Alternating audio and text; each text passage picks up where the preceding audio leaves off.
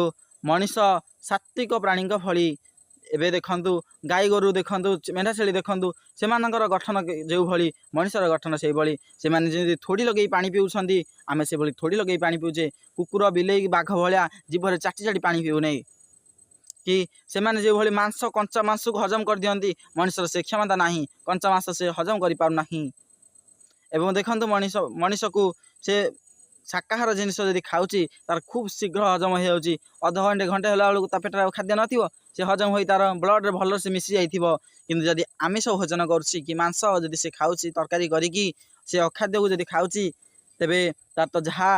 शरीर को क्षति पहुँची तार जीवन शक्ति नष्ट होउछि से खाद्य मध्य तार शीघ्र पचन हो पाउनी कहीं से अखाद्य ता मनीषर गठन अनुसार से खाद्य नुह तेणु से हजम हवा पाई बहुत टाइम नउछि थरे जदि सकाळु खाइछंदी संध्या जाए भोक होउनी ताहा द्वारा